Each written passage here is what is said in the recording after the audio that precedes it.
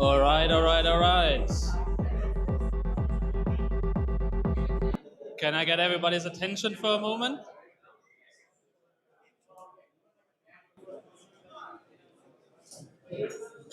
All right. Cool. Find a good spot. There's some food over there. I just like wait until everybody finds something to start on time.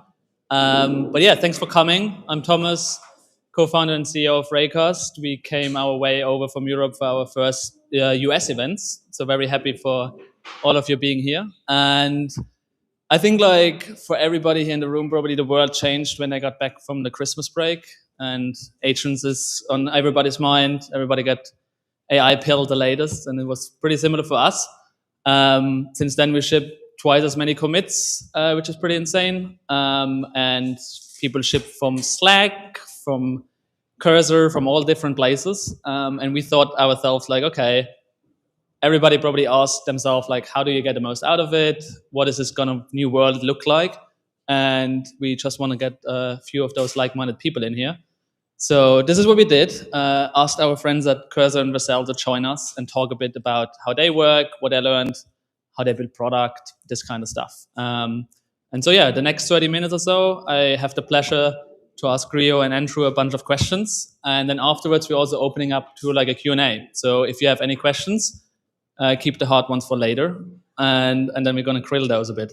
But yeah, please come over, Rio and Andrew, and let's get this show started. Let's go.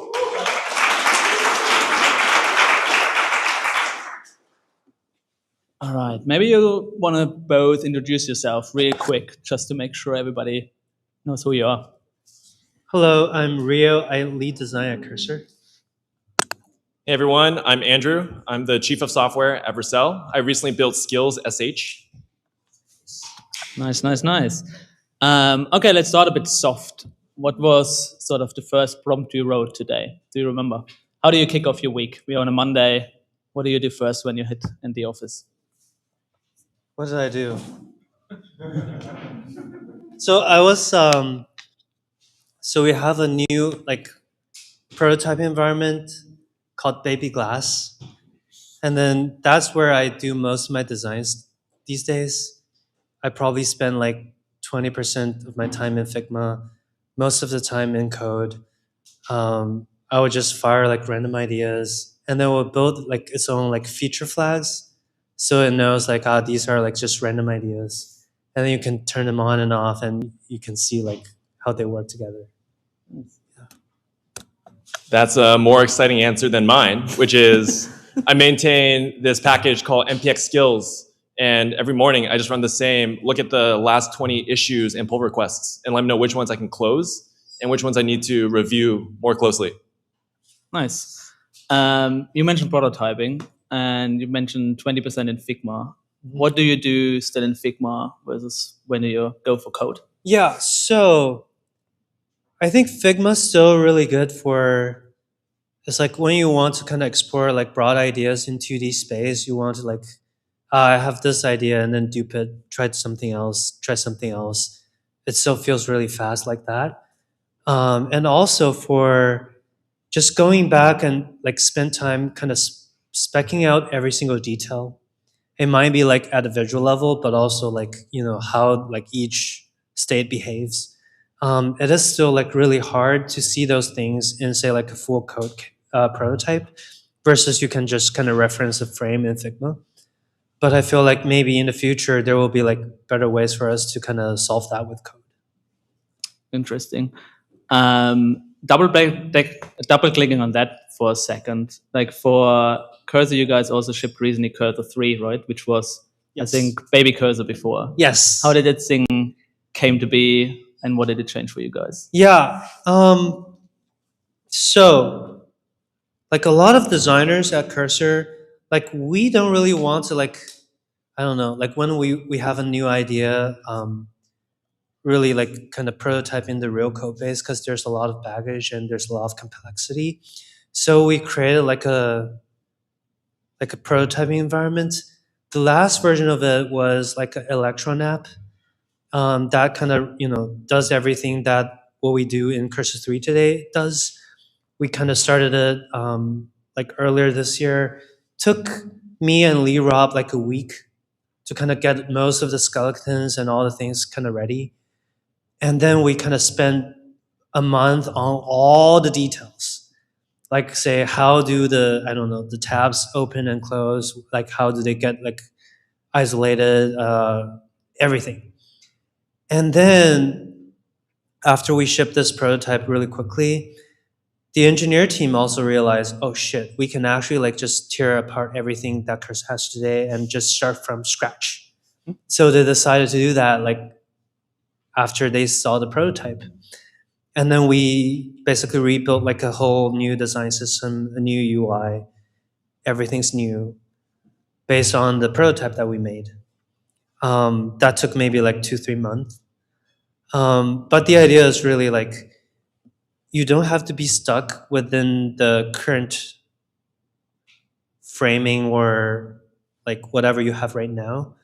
You can kind of create a new world where you kind of play with exactly what you want, for the future state of your product.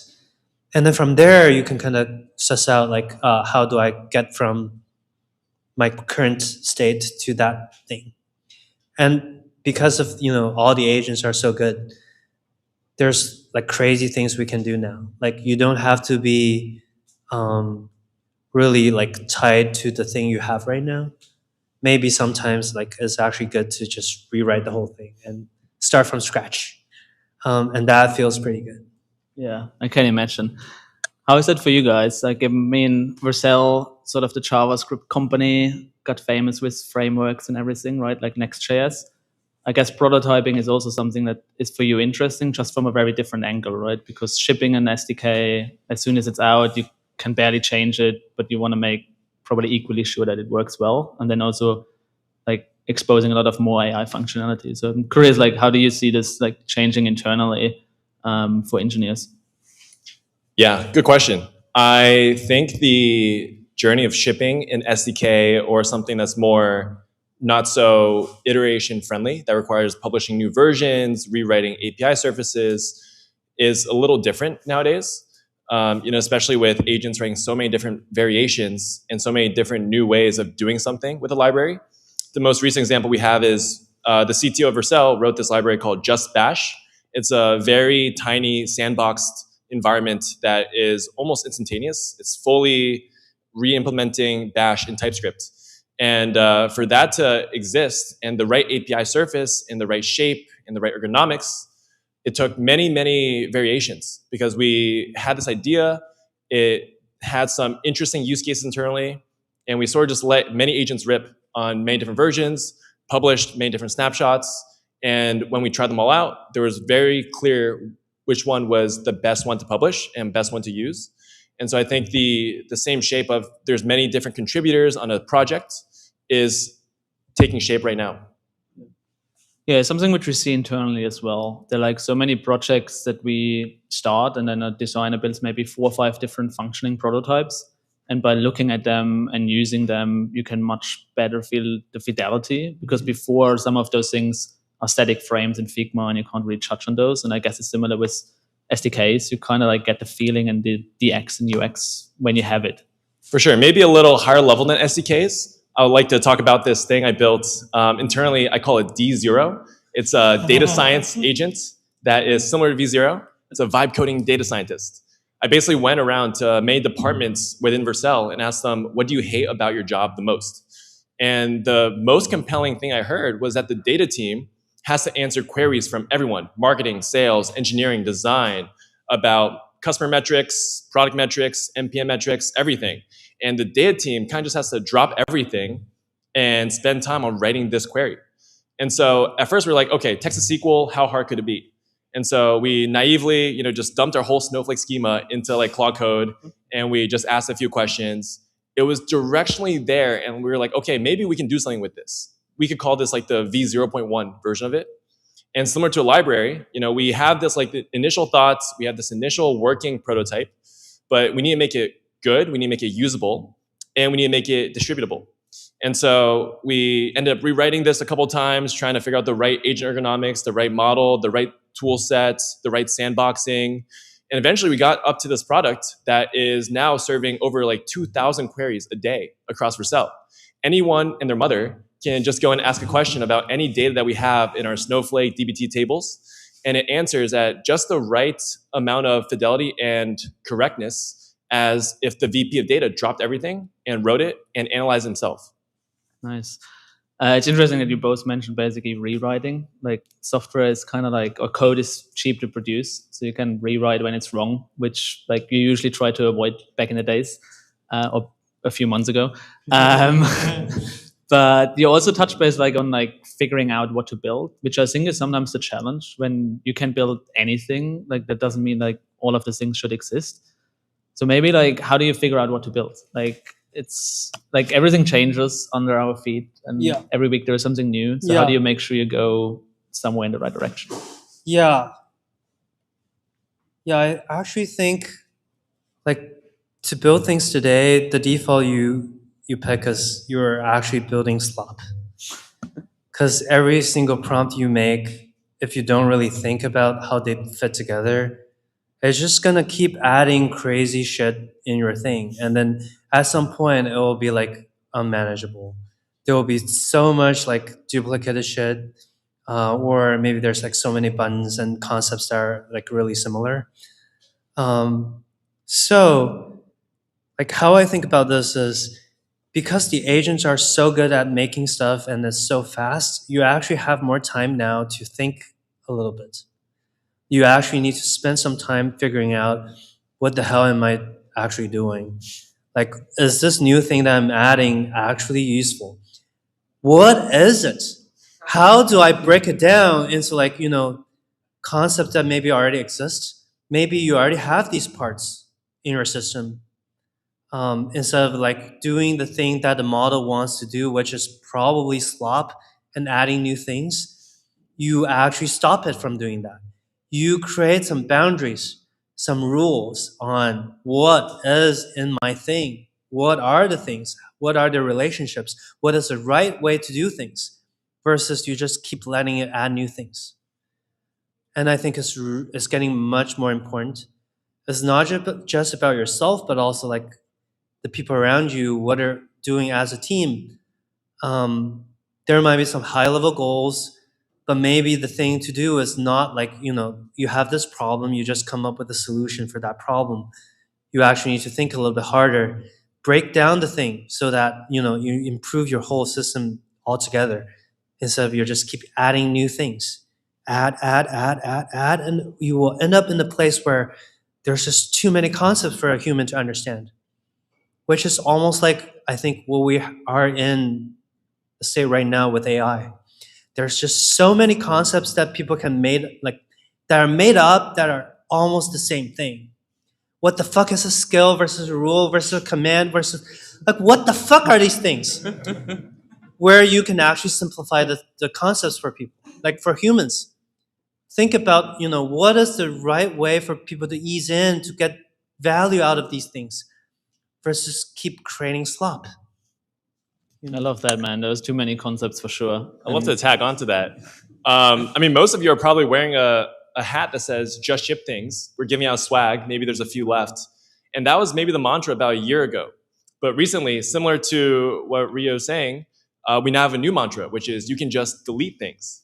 We think with so much generation and so many new things you could be pushing to production, gain in front of users, the most important skill right now is figuring out when not to ship things and when to maybe take a step back, be like, okay, I built this in 1 hour, but actually it requires like XYZ more things for this to be an actual functional product.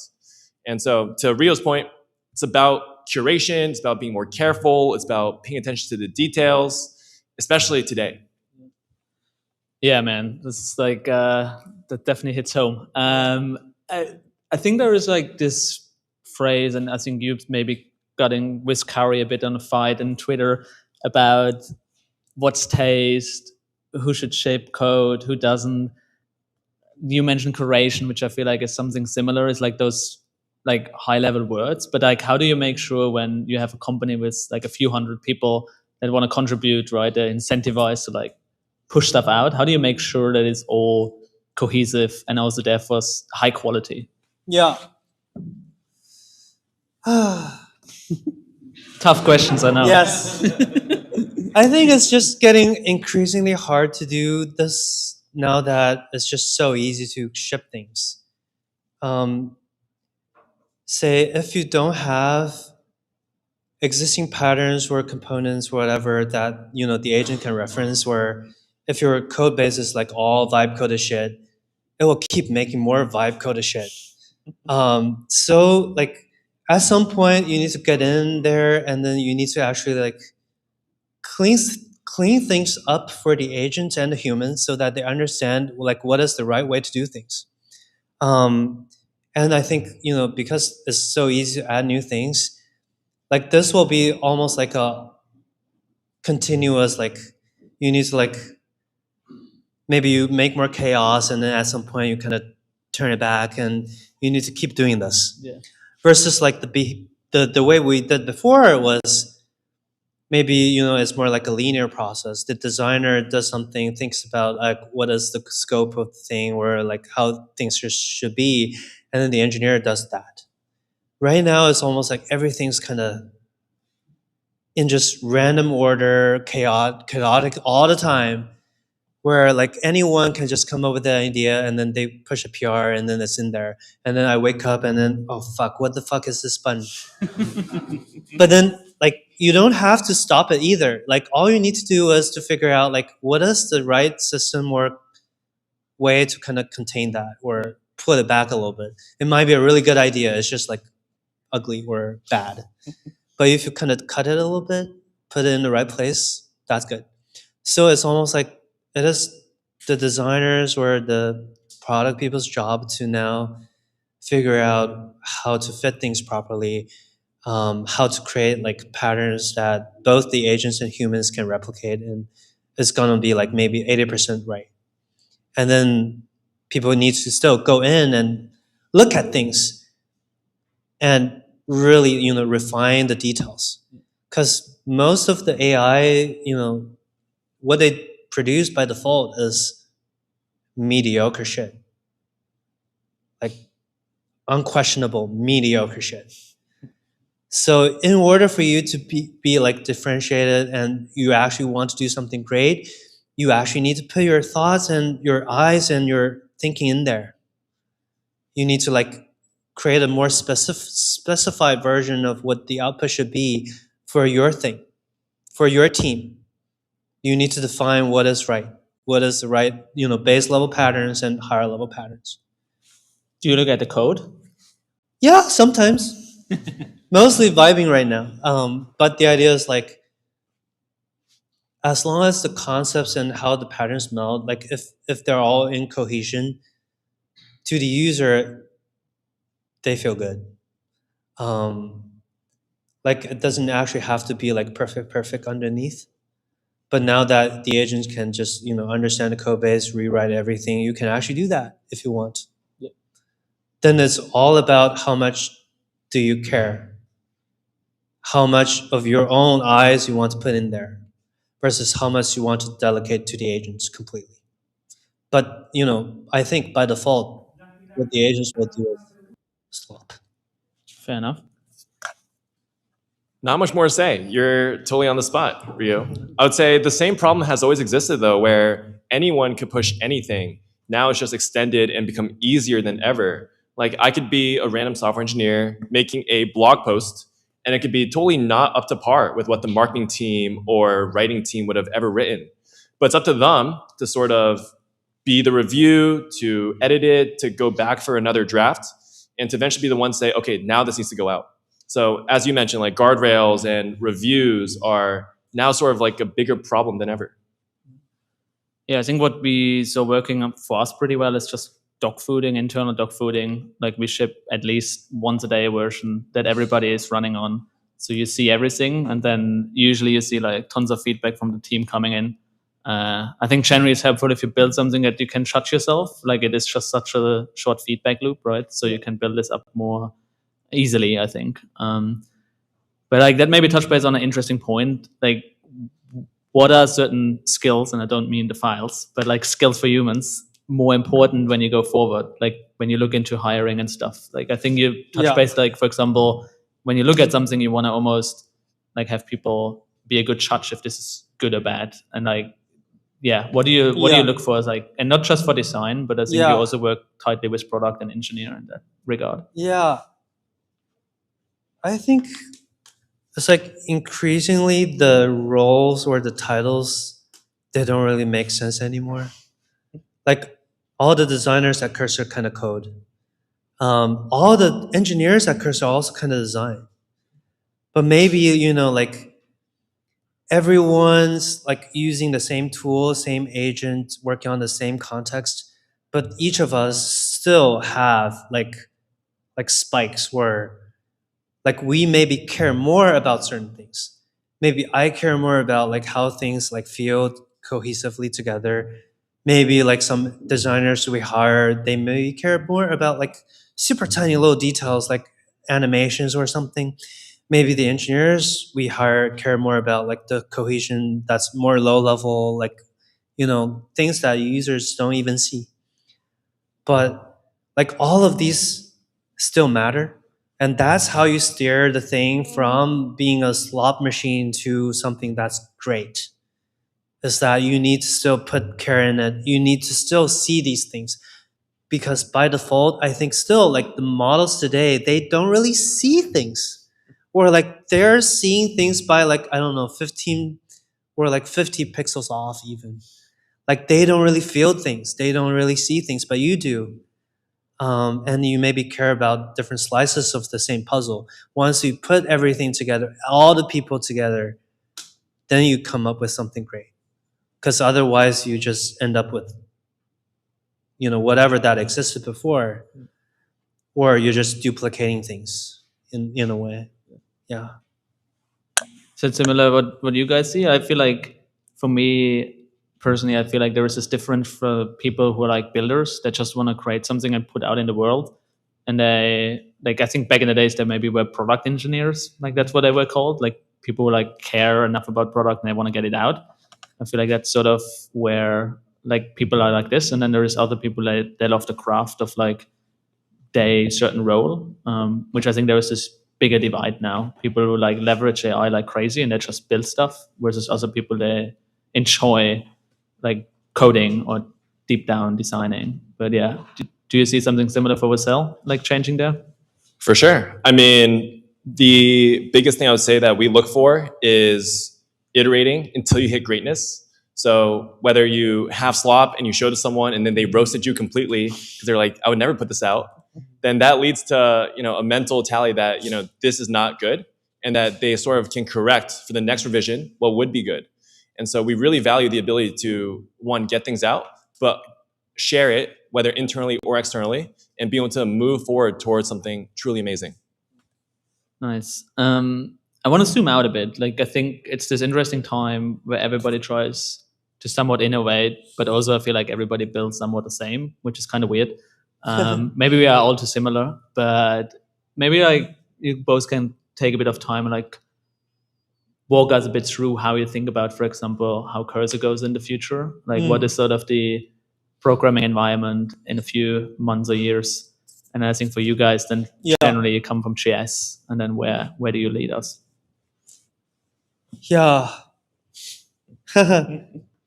Without spilling all the details. Yeah, every single person in software today is basically making the exact same thing, Yep. I would say. Then the problem becomes, what is it? Well, like, what is the framing? How big is it? How many people can it, you know, benefit? What are the things can it do? Even though, you know, conceptually, even like technically, all we're doing probably is the same thing. It's just some fucking LLM and agent running some tool calls for specific things, maybe on different bounds or whatever.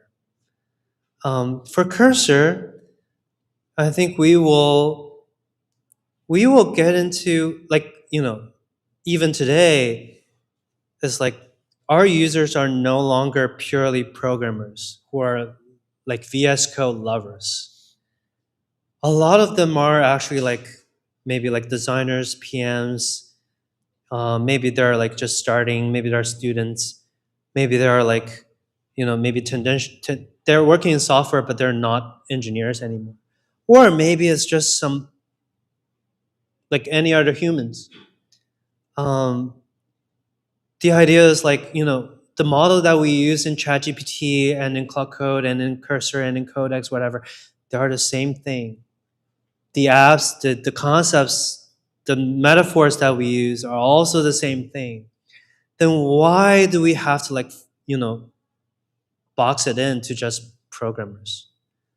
The same idea, the same technology can actually benefit anyone doing almost anything. Then what is the right, form for that thing that could scale from the most core, professional programmers that we care about all the way up to like anyone on the street? I don't know. Maybe that works. I'm not sure. But theoretically it will work because, the model knows everything, it does everything. It does not discriminate between humans, nor like the form that it operates on, nor like the artifact, the file, whatever. So maybe there's more interesting there, where we can kind of turn Cursor into you can almost do anything with it. Nice. I like that. You took the words right out of my mouth, Rio. So Vercel's a little different. Vercel got its humble beginnings building Next.js, a very developer and non-developer friendly framework, so anyone could ship to the web. And Vercel is sort of the culmination of what if we removed all the boring parts of building something and let you just focus on what makes it more interesting and differentiable. And so that started with the web. And so you don't have to worry about spinning up containers here, caching over here, your serverless endpoints having to spin up over there. You just have to worry about your product logic, and then we handle the rest. And I think as the industry is shifting from pages to agents, we're seeing the same transformation with how people want to build new things. And so a lot of things that Vercel has built in the past 6 months have been because we are experiencing the same problems that Next.js were solving, but today. And so that includes building new AI experiences, whether that be agents that need to run for a durable amount of time in a safe environment and not bill you for the whole duration that they're running. That's exactly why we built AI SDK, Gateway, Sandbox, Workflows, Fluid Compute. All these different things that we build are to solve problems. And so you don't have to worry about stringing together the same things that don't make you or your competitors any different, but you can worry about just what makes the agent good. Are you giving it a better scoped tool with more constraints and letting it figure out the right problems quicker? And so, today even, we are seeing that more and more builders are, non-technical. And they don't necessarily need to know the inner workings of how does your server hit the AI model, how does the coding agent run a loop. They just want to be able to program their bespoke, specific knowledge, and they want the agent to work for them. Similar to how Next.js was so declarative in syntax. You make pages and you make folders, and it just works. You don't have to worry about how the routing happens, how the rewrites happen. It's all there for you. You just have to bring your idea, your product, and the desire to build, really. No, that's cool. I think like it's sort of this liberation of development where like it used to be very technical and we build abstractions and there are more abstractions coming in the app layer or on the infrastructure layer, which I think is really cool. Before we're opening up for Q&A, one thing which I want to ask, like you both talked about deleting stuff. So maybe like a fun one to end with. What is like one of the features that you wish you could delete in your app or product? There must be something that you wish like, I wish this wouldn't go out into production. Okay. Be honest. I tend to not delete things, but tuck things away or hide things more. I think it's more healthy in this way. Meaning like a lot of times, like maybe your PMs looks at like users numbers across all the features in your app, and then you notice like 0.1% of people only use this, and let's kill it.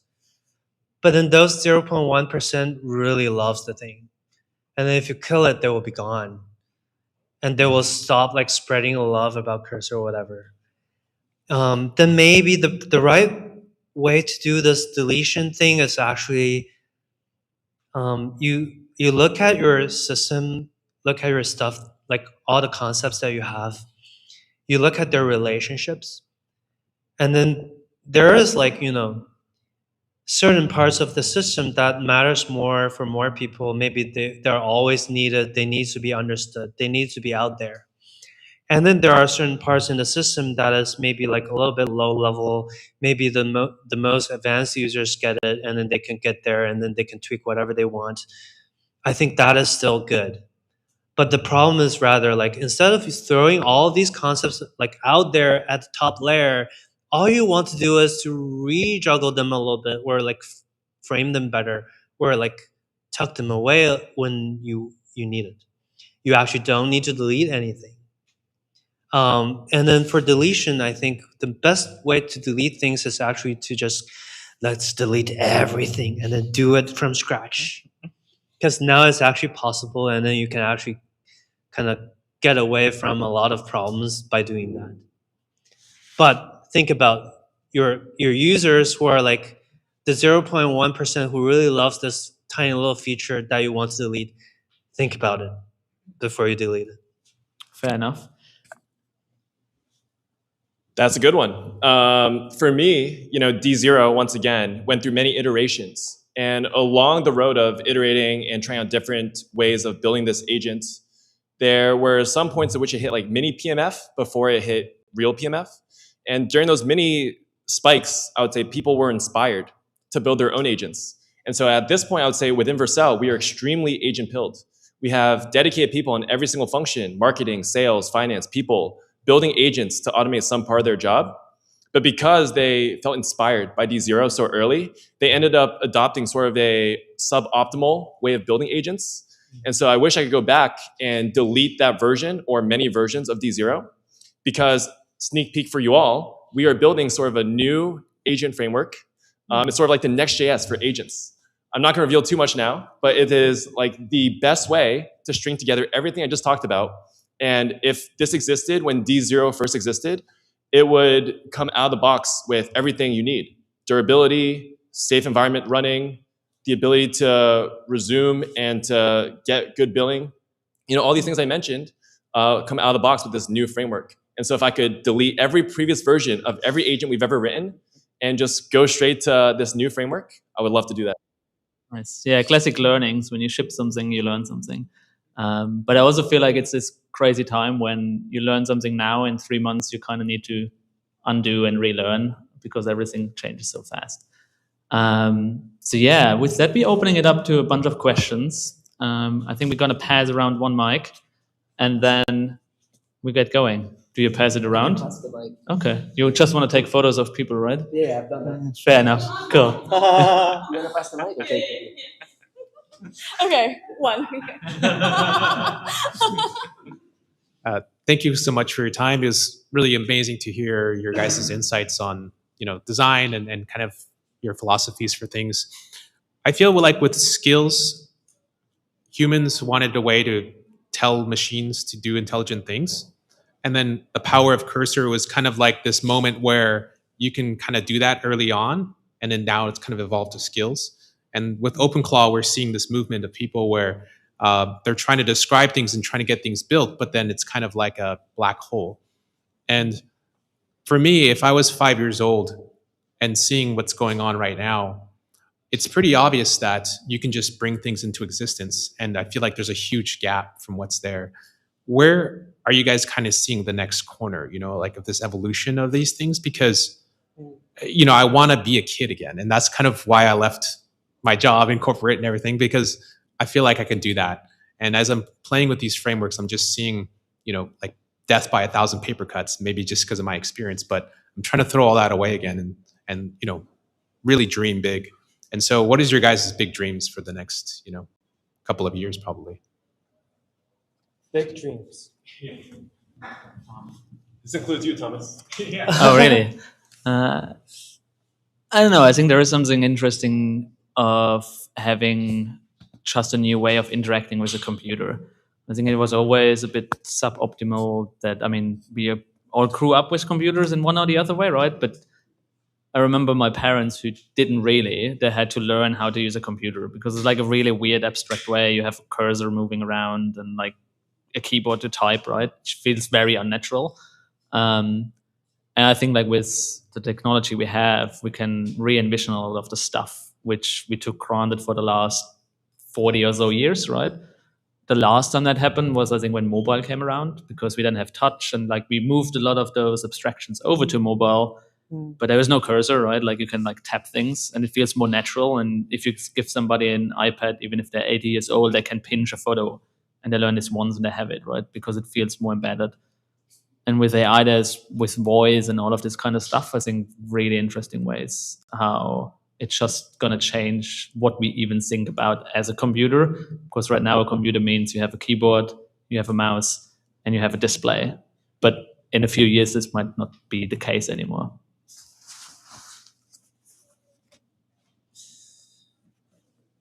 Yeah, my dream is I want the apps to break themselves. And I want the computer to fit you to whatever you do, however you think. Or it's like not just you, but also like the people who work with you. Because I feel like, yeah, I've done a couple apps before, and like in my mind, all of these like almost all software are the fucking same things, and then they all are a little selfish. They all want to like, silo the data and the people and the stuff, and then they want to have their own like opinions or like their ways of doing things that might be actually not close to how you do things. And then as people who work in software or whatever, who use software, you need to adapt yourself to the software itself. You need to figure out how to stitch all of these apps together so that I can actually do my job with my friends at this company. Like the designers are stuck in Figma, the PMs are stuck in Jira or whatever. And then you're trying to stitch all of these apps together when it just doesn't make sense anymore. Because all of these are just information that is kind of, clustered somewhere, that will help you think or, do things in your way. Maybe I'm a designer. I like doing like 2D stuff. Maybe you're like, I don't know, you like your big plans with markdowns and all of them, you want to see everything. But that is really just, it's still the same thing. It's just like how we think are different, how we work are different. But ideally, you don't have to do these things in separate tools. It's all the same agent, maybe the same model even. It shares all the context. Your thing, my thing, they're all together. Then maybe we can collaborate better, or we can actually put whatever's great in our brains together, and then boom, they can, and then something great comes out of it. Versus we're just kind of stuck in our own little islands, which is what we have today with all the apps and basically how we've been operating in computers for the last 40 years. We're stuck in little boxes when they don't have to be. They don't have to be there anymore. Yeah. And then the thing can transform to fit you, how you think, how you do things. And then the thing you're using and the thing I'm using, even though it's the same thing, it might be kind of different. That was actually going to be my exact answer. I'm sorry. It was going to be personal, on-demand, dynamic software. Similar to what Rio mentioned, where you can sort of abstract away some of the things that make the software boring and make the software what it is, but it's very personalized to you. So if you like a dashboard with charts and widgets, but Rio likes more of a terminal UI, maybe as an example. But in this case, you can both have your own personal, what makes you most productive, but underlyingly, it's the same software. It's just personalized to you, and it's generated on demand even. Okay. I'll go this row because I'm gonna go in back here. Thank you. I have a question for Ria. How do you see the future of design process? And a sub question is whether you think that canvas has still a long lifespan. Sorry, what's the second part? How long a canvas is going to be relevant? Okay, so do anyone work at Figma here? Yeah, I think. Be nice. Yeah, I will be nice. It's like Figma as it is today, it might end up in trouble, but the canvas, I don't think it will die. Or like the metaphor or the pattern that we prefer when we're exploring things in 2D space with all these different options, that might still stay. And it might be good for certain cases when you're doing explorations where you're doing like 2D explorations where like I need to actually look at all these different states of my thing flat. That's great. But the problem is you can only do that in almost like, Figma or like, I don't know, paper or some other canvasy tool that has a really weird abstraction from code today. That's the problem. It's like the problem is not the canvas as a form. It is rather these canvases that you use today, they're kind of trapped in a different format, in a different thing than the actual code or the thing that you produce. If we ever solve the problem where you can actually manipulate like real code in a canvas, I think it'll be great for designers. But we just don't have that yet. Or like most people don't. Even Figma doesn't. Yeah, so the idea is, like all the models, they know HTML so well. They don't know .fig. Like they haven't seen that thing that much. Or they also don't really see like visual perfection or like, I don't know, the exact numbers. But say like for people like me or people who like playing in the visual space, it is really useful to say instead of I npm run dev my prototype and then it's like in this like state and I do click into the menu and then grab that thing versus I see the menu, all of its states flat in a 2D canvas. It is still useful. But the problem is, Figma does this thing where it's like a separate thing versus the thing you're producing, or even the intermediate prototype that you're playing with. Like they bought a company where I think what it does is really just convert HTML to Figma and then Figma to HTML, and then they built that as a thing where now you have a bridge where you can like I don't know use Cloud Code to like write into Figma or something. But it's like, why the fuck are you doing that? Versus you just do it in code.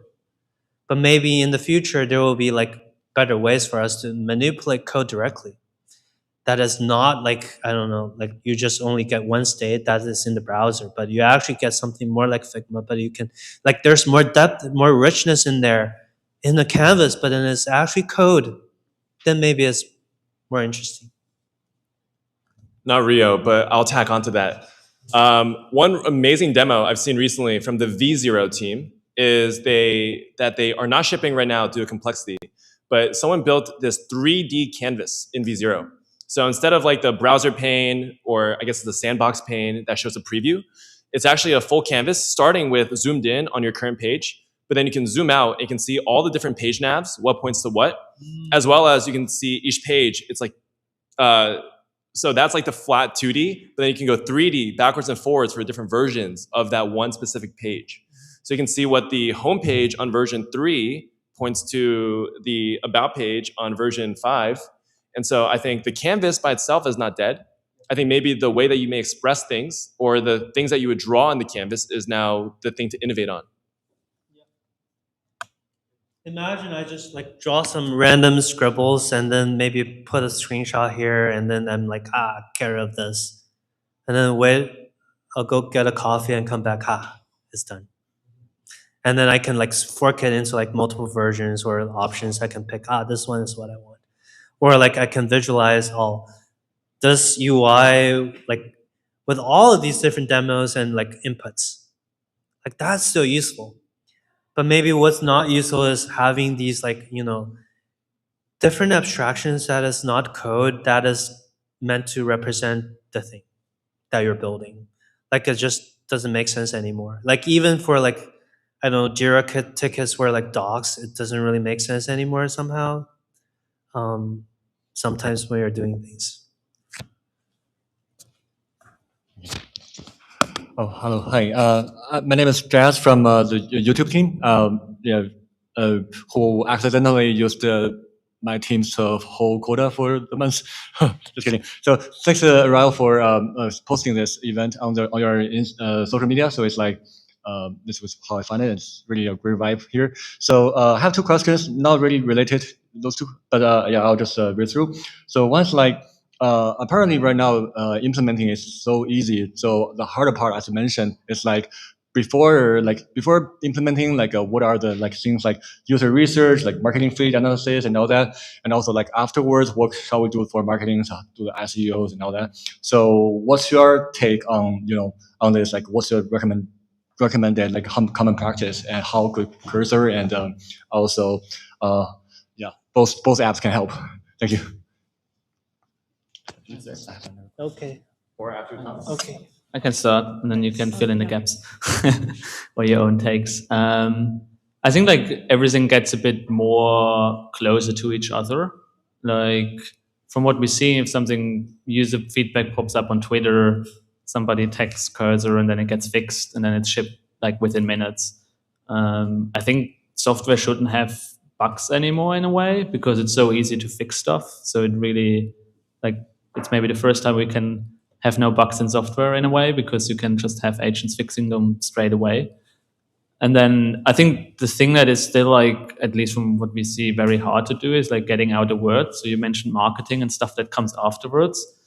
I think that's like something which, I don't know, I feel like it's harder for now to automate, because it's quite nice to have a human touch and figuring out how to present an idea. And in many ways, this is always something the hardest. Like there's so many software that gets built and nobody sees it because it just doesn't get the attention, because we always have just the attention span on all social media. And so figuring out that, I think, is an interesting one. But I think like that will stay for a long time, much more a manual process, at least from what we see so far.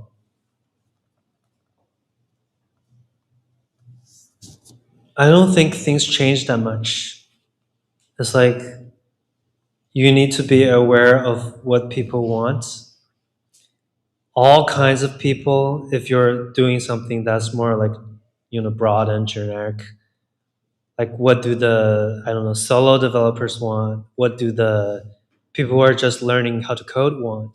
What do the small, mid-sized startups want? What do the big enterprises want? And then you try to like gather all of this, and then you just, like, I see myself as a sponge. You just suck in all of these things, and then you're kind of simmer. You're kind of like a model in training. You're figuring out like what is like the right vibe to do the next thing, given all these inputs from different sources. At the same time, you need to look at what do you have. Like from the other angle, it's like, I think to do design, you can come from, say, like a more customer-centric angle, meaning, I got this, these people want this thing or this thing, that these are the problems they have.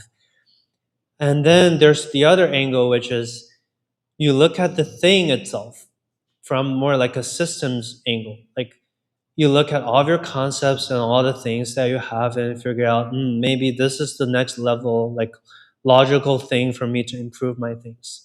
When I do that, then it kind of improves everything. But the best way to do these things is actually meld the two. Both, you get input from the users and the customers that gives you a sense of like what's important, what's the priorities. And at the same time, you need to understand what the hell do you have in your thing. how can they be fitted better? If I tweak this little part on this concept, I kind of unlock all the things for these users. Then you don't get to a point where, like, you know, being user-centric, customer-centric is great, but if you keep doing that for each problem you encounter, you end up with 50 solutions for 50 problems in your thing, where maybe you can actually solve it with one thing. So it's really important to like kind of balance out, like both like you have inputs from your user from the outside, but also you need to really understand what the hell are you doing. What is this, you know, the core concepts, the core parts of this product? How do I want to evolve it so that I can say make all these people happy? You know. Beautiful. I think I'm right in between these two. I think they both have very interesting perspectives on the most extreme and most non-extreme ways of someone doing everything versus not. I do think that the cycles are shortening. Bugs are fixed within minutes, and they're shipped to prod within minutes as well. I do think that at Vercel, at least, we try to enable everyone to do everything, and so that includes the marketing team writing down an agent that does the right reviews, that has previous blog posts in context, that knows the same punchy writing style that most Vercel blog posts are written in, to be able to sort of be the first marketing voice before they need to submit anything. Similar with design, we have guidelines and we have a very tight design system so that if you were to generate some interface on Vercel.com, it would look pretty close to a real Vercel.com interface. And so similar to how people can now do everything from the pre-customer research to the designing, to the product building, to the initial marketing, at the same time, you still need these experts in the room that are able to either distill their knowledge, be the guardrail, be the reviewer, or just exist to just put things into the right places. Okay, wait. I'm sorry. Is it okay if I... Okay. Thank you. Hi, Rio. First off, thank you for this session. It's been quite insightful. I'm curious about agent orchestration. I know this is something that is in the space right now, where you have a lot of designers and product designers actually building tools and products using orchestration layer, like having multiple agents working at the same time. And it brings me back to a video I saw of you a couple months ago where you were building your website. And I could tell that you weren't doing that. You were building a website, but at the same time, you were communicating very, very carefully with your agent to be able to stay consistent with the creative output. I'm curious about how you manage, using different agents to actually build products in this age where you can set up for example, Superset is a tool you can use to set up 100 agents at once, right? I'm curious on how your design process is in cases like that.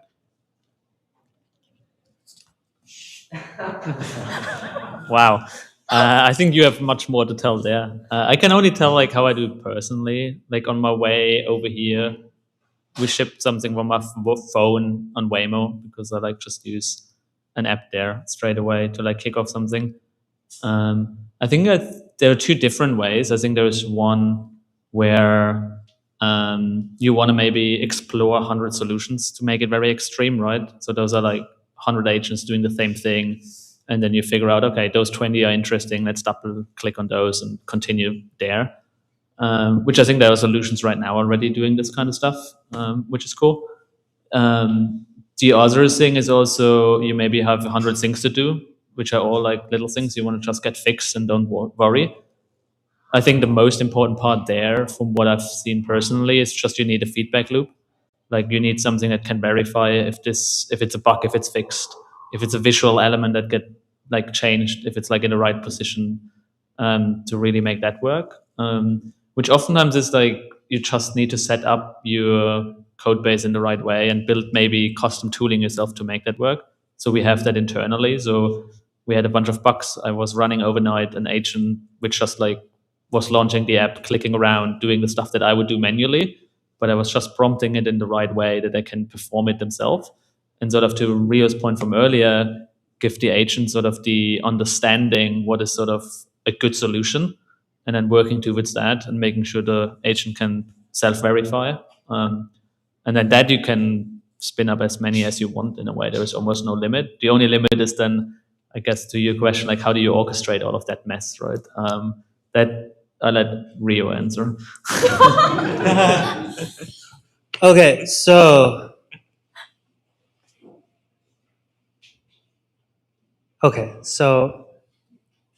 one way to do this multi-agent thing is you have your terminal. Let's split it into 8, and then let's put all the prompts in there, and then let's keep track of everything, like myself, with my head. Which one is done? Go to that one, change stuff. Versus, I'm just chatting with my agent still. And then when there's a need where it is actually good to say parallelize things, where break down this big task into little chunks, it should just do that for you. Or like when it wants to do like 5 PRs, instead of you creating each of the agents yourself manually in a little terminal split, it just does it for you. And then maybe like you did something crazy, it just kept going for like 2 days, and then it ended up with like, I don't know, 20 PRs. You just come back and then you ask the agent, what the hell just happened? Help me like figure out like how to slice these things and review them.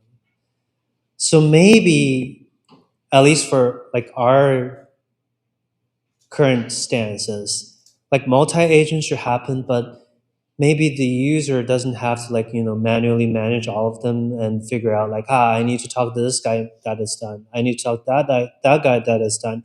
I need to figure out how to merge their changes versus it just does it for you. Maybe that's how it should be. Yeah. And try / multitask in Cursor 3.2 as like the V0 of this thing. But it will get better. Rio, I thought you were going to shout out a cursor subagents feature earlier. Oh, yeah. But I'm glad you did at the very end.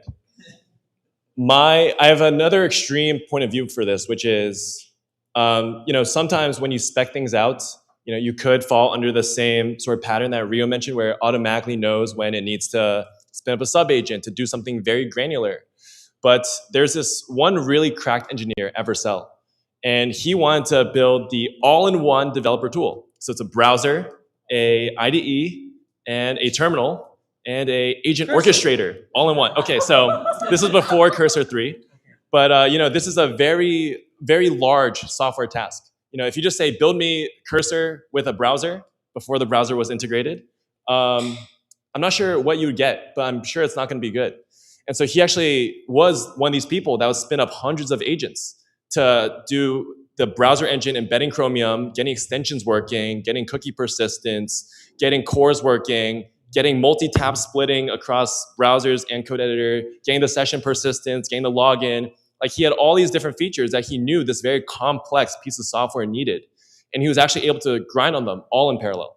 So when this thing is very well spec'd, this sort of explosion of agents does work pretty well. I actually have a question from the live stream. What's one feature from the other team's product that you secretly envy? We're getting spicy questions in the live stream. Maybe I'll start with this one. I envy the fact that Raycast is at the desktop level, at the OS. A lot of things that we at Vercel do are web-bound. And so they rely on a URL, they rely on being in the web. But I love the native APIs. I love being able to do native voice dictation. I love the glass look. I love being able to have rounded corners on Windows. So I do envy the native feel that Raycast can bring. I love Vercel preview links. Cursor preview links. I'm gonna put them in like a button in our PR view, maybe. Oh wait, Eric's gonna do that. Yeah. That would be nice. And then I love like all the extensions in Raycast. That's what makes it magical.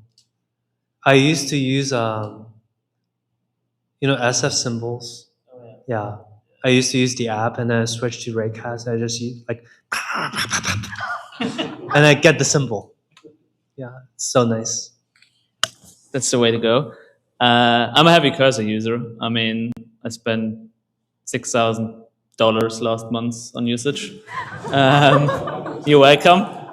So yeah, I love that. I don't know. I like it, especially on Cursor 3. So this was when this one came around. So always there. The preview links are good. It's just like made this whole thing. I think this almost comes back to what you chatted about before on Canvas. I feel like a preview link just makes code available to other people just visually. So it just presents the same thing. An engineer reads the code and understands it. But if you have a marketing team, the code is like nonsense. And so you want to have the visual preview and want to have them evolved. So I think those are pretty sick. Okay, next question. I'll go down to you. That's a related question, actually. Huh? That's a related question. Oh, related. Okay, Yeah. okay. So, thank you for just again. So, sorry, just quick question. So, since you mentioned like there's super apps and there's apps on the Mac and the apps everywhere, have you? Is it already in progress on making a mobile version, like a mobile app? So, I mean, for both, right? Like, I mean, Vercel also does not have like a mobile app just yet, but the people using the mobile web. And then for Chris as well, yeah. Imagine one day, like user just when we're driving cars, hey, we have a great idea, and we just ask it to implement, and then when we're at home, and it's here, right? It's gonna be amazing. So, yeah, thank you for my second question. No, yeah, it's bad, but I use it on my car a lot. Like, I have cursor on my phone, and I'll put it on my I have FSD. I'll put it here, and then I'll code like right here when I'm driving. Not legal advice, by the way. Do not drive in code. Yes. Yeah, Vercel, we are actually investing a lot in mobile. I'm not sure if you are deep in the mobile space, but we hired this guy named Fernando Rojo. He's created a lot of these amazing like Next.js for mobile libraries. And so he actually built out the V0 mobile experience on iOS. It's amazing. You gotta try it out. He wrote a whole deep dive blog post on how the keyboard snaps the right position, how the chat never goes off the window. There's a lot of creative hacks you need to work around mobile. But TLDR is yes, we are always thinking about new mobile experiences at Vercel. Well, I have not much to add besides like I watched Fernando's talk and it was pretty cool. Like just all the details that went into it. Yeah. Do we have another question? I think Stephanie is running. I'm here. There, Yeah, I see. I'm wondering, when was the time when you got burned by offloading the wrong thing to an agent, and what did you learn about your own sort of process about what you can and cannot outsource? I just feel like I still get burned. Like it's just a natural learning curve that you go through. It's a new tool, figure out, and also in a weird way I want to get burned because I want to know what works and doesn't work. So you kind of need to see what doesn't work to also figure out what works. And I'm pretty sure in 3 months, the thing that you tried like 3 months ago works basically. So yeah, I think it's a good thing, weirdly. Not a pain. Yeah. I suggest being like 2 times more ambitious than before, because it might just work. And I feel like there's like almost 2 main like interaction models now. There's like, oh, I have this idea, I'm just gonna fire it and then let it go in the cloud for a little bit. And then there's like, I kind of know what I want. I'll prompt it first time, it's not quite there, I keep like iterating with it. I kind of do both. For the more longer stuff, it's like sometimes say before I sleep, I'll put my wishes to the web agent and I'll just do it in cloud. When I wake up, it will be like kind of ready. It will show me like demos I can look at, and then I'm like, good, cool, vibe merge. Or like for things that I actually want more control and more of my input, I would do it in the desktop app. I would fire the first prompt and then switch like Composer 2, that's like faster. I'll like iterate really quickly in the browser. Like change this part, like change a little detail and here and there, and it just keep firing, and you keep kind of looping like as you go with the agent. And that's kind of like the two main like flows I notice right now. Yeah, I've luckily never gotten burned too bad. I guess I've always thrown away agent code and wasted tokens. But I do have a funny story for you, which is that one cracked engineer that was building Cursor, if you want to call it Cursor, I would not call it. He tried to build the ultimate coding agent. And so one thing he tried, embedding into this experience was preventing dangerous deletions. So he prompted his way into never deleting tilde, the home directory, and he tested it, and it deleted the home directory. And then he spent the next 2 days and a half resetting his whole laptop, installing everything, getting the latest branch working again. And so, that time I've seen someone really get burnt by something that they thought would work. Okay, next question. Anyone here? Hey, so since everyone's building in their bedrooms, and I also learned that, since everybody's now building in their bedrooms alone, and also learned that maybe while driving, I've noticed that building has become super siloed, and the collaboration has suffered since everyone is chatting with their agents and not their human teammates. Have you noticed this issue within your own teams? And if so, how have you started to mitigate it? I'll go first on this one. Yeah, great question. So I think multiplayer agent orchestration is actually huge. That's why I love using the Cursor agent in Slack, among other coding agents out there. We recently shipped this template, open-agents.dev. It's a web-based background agent platform where every single new chat, you can share a link to someone else, and then they can sort of continue on from where you left off. And so bringing back this like multiplayer feeling when you get to collaborate, but having agents just be in the thread with you to iterate on, build with, is I think actually the most natural way of doing this. Is Slack the right way? Who knows? But certainly pretty natural right now to just embed an agent in an already existing work thread where you're talking about what feature this should be, how it should look, how it should behave, and then just at Cursor, at V0, at Vercel, just go build it. And so I do think multiplayer agent orchestration is the next thing that we're gonna see as a workflow. We're working on it. But the weirdest thing right now is like my agents don't even see each other. And not yours, not theirs, when we're actually working on the same thing that as like say it's producing like PRs and code changes. It's also using the same context, maybe even like the same setup and tools and whatever, like automations and stuff. Doesn't make sense. So we need to do something. And I think it's maybe kind of interesting. We don't know what it will be yet. Say like how do, I don't know, multiple humans and agents work within the same space. There's a lot of like unsolved problems there. But if, I don't know, like I can actually see like, for this thing that I'm thinking about for this project, everything that's happening right now, who's like kind of taking care of each part, whether they're like kind of off track or not. Not just me or some other person, but anyone who's working on the same thing can kind of help. And then the agent kind of helps delegate, or break down the task, delegate to the right reviewer, code owners. And then every state is shared across. It might work better. Yeah, I'm not sure. We're still playing, but this is very interesting.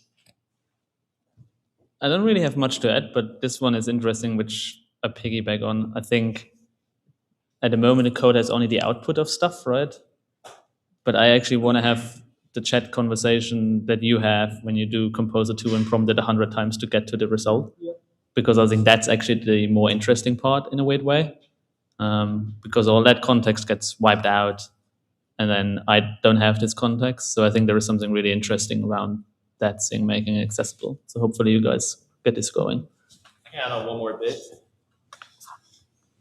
I actually think this was solved by other industries. My first company, it was a sales tech company, and we tried to recreate this thing that the salespeople figured out called the sales bullpen. It's what happens when you get 20 sweaty salespeople in the same room, and they just cold call all together, like new accounts, like Vercel calling Cursor, Vercel calling Raycast, being like, you should sign up for this cloud platform. But the best part is, because everyone is in the same room, everyone has perfect knowledge of what everyone else is doing, people chime in when they think they could add value. So if I'm cold calling Raycast, and then Rio's like, oh, I know the guy, I know how to talk to them, then I would happily hand my phone over to him, and he would take it over for me.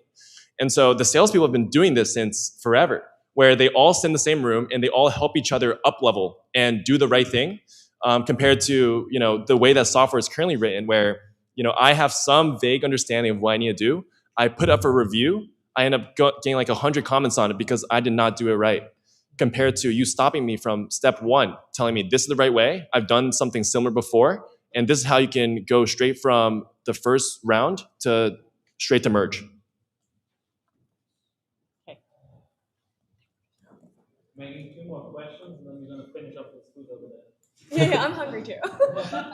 First off, I just wanted to say that was a really good question, and I want to go off of it a little bit and something else that was said. Hi, my name's Luca, and I think something that Rio mentioned, which is the idea, like the 2 models of doing things, where you have like, oh, let me just I sketch something or whatever, let me go have lunch or go to sleep, and we'll see what happens. And then there's also the iterate situation, where currently there's still a lot of lag between like the things that you do compared to moving something 1 pixel directly with the code or with Figma. And so the question I have is obviously we want things to be faster with, oh, let's make it so that when I hit send, it happens instantly or whatever. But it kind of feels like there's some sort of instant gratification obsession there, and the model of let me just do it and go to sleep and we'll see what it did, and then we'll align again. That seems really interesting. And so I guess I'm curious what everyone's thoughts are on how do you bring these 2 concepts together in an elegant way. So Yeah.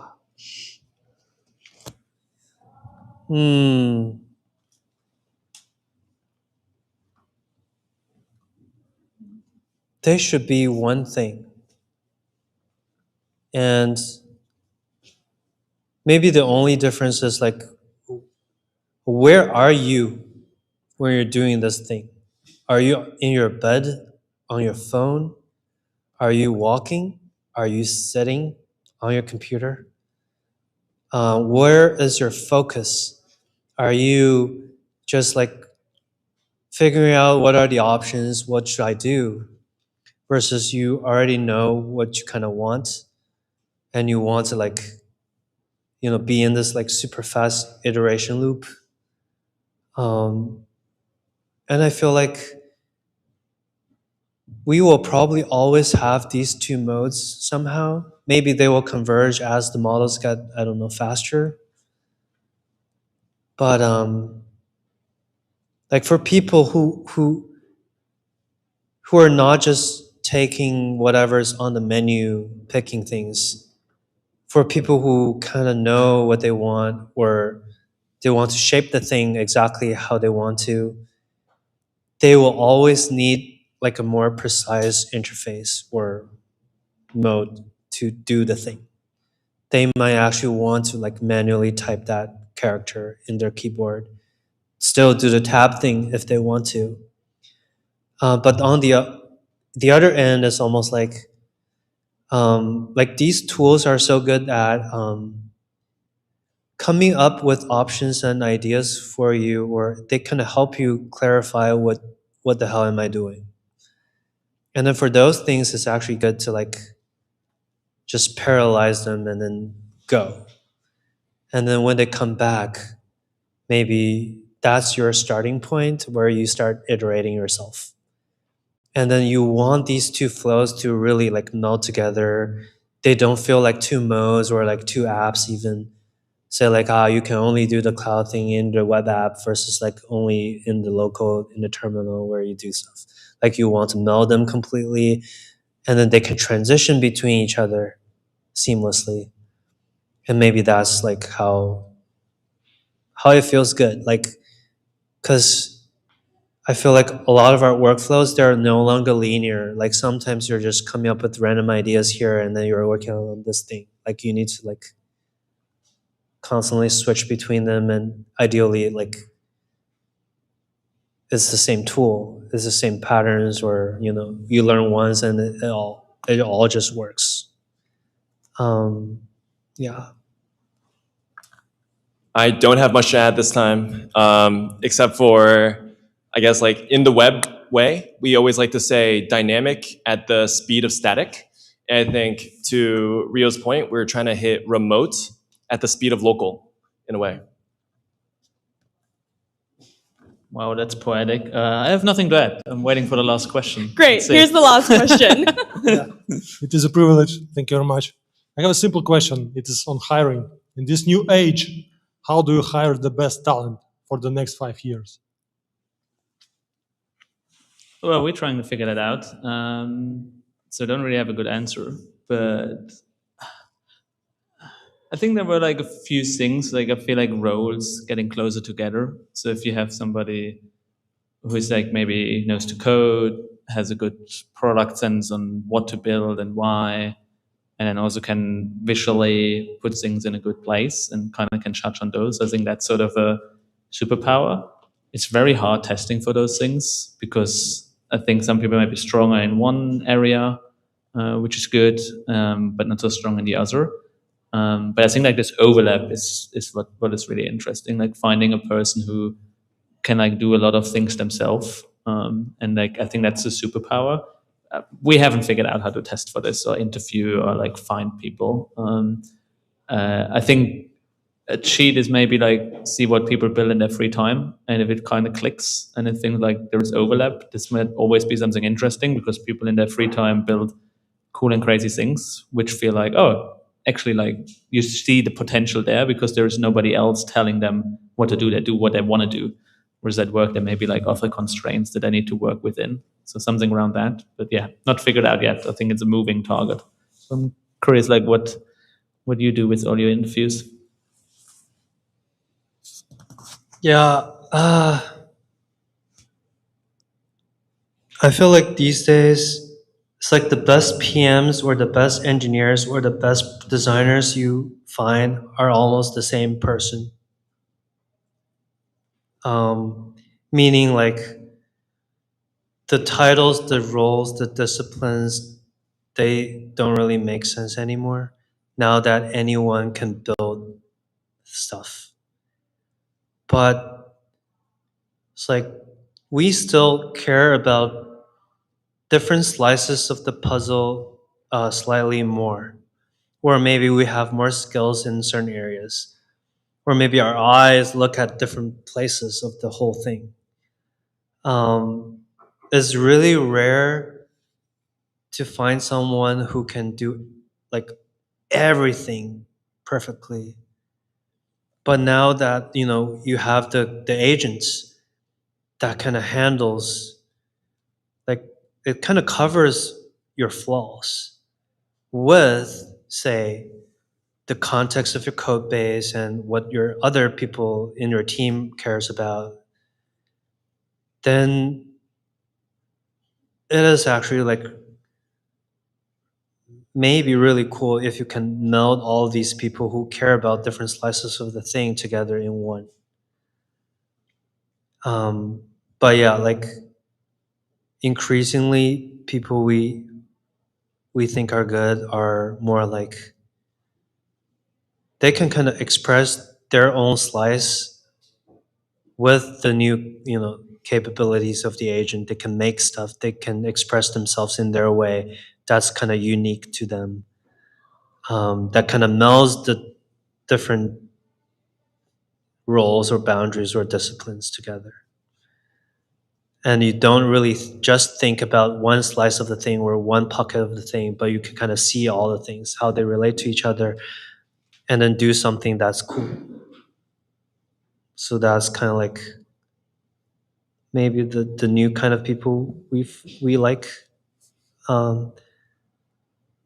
Yeah, and you kind of see like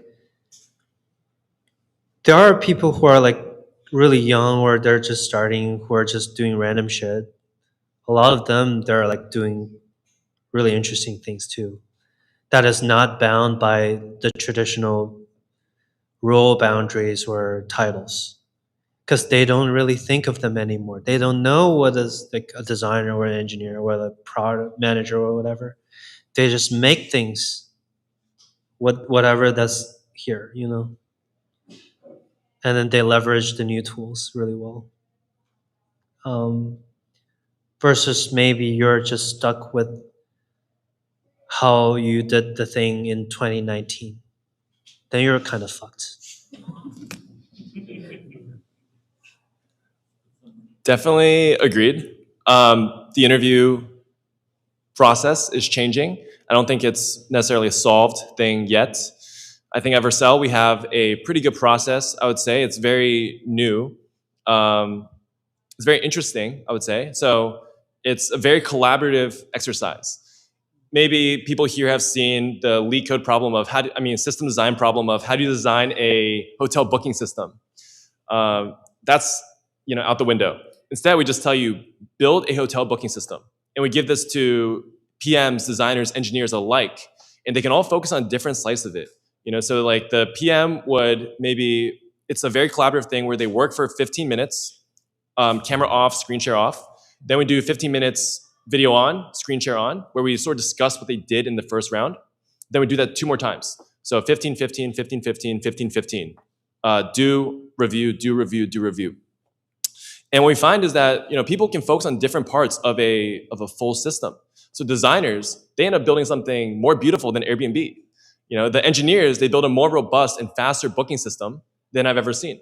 The PMs, they figure out this like random product that Airbnb does not have, and they spec it out and figure out how it would work in the flow of a regular hotel booking app. And so I think if you give an open-ended problem, anyone of any sort of discipline can now solve it, including marketers. You go to a marketer with a hotel booking app. They may come with like a new marketing campaign idea. Salespeople would come up with some B2B way of selling this hotel booking app, who knows? But I think having an open-ended approach to how you sort of screen or evaluate the vibe fit of a candidate is, I think, the new way that we're going to find the best builders in the world. Nice one. So thinking still matters. It's good to know. But with that, I think we're wrapping it up. I could go on and talk to those two gents. But I also want to give everybody a chance to maybe talk to each other and to get rid of that food. There's way too many left. But yeah, thanks for having us over here. Thanks for Cursor and the guys.